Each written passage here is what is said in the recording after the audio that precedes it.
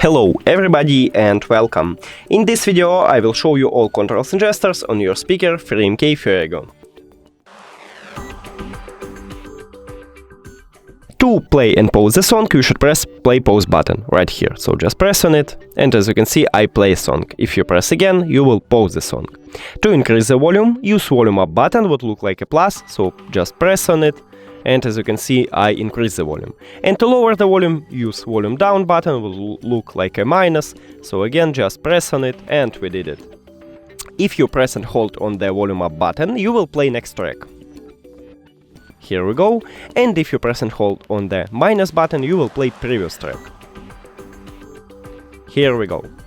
And also, we have two buttons here. It's to turn on, turn off your speaker, and PartyCast button. You can enable PartyCast mode, or you can disconnect your speaker from the phone by press and hold this button.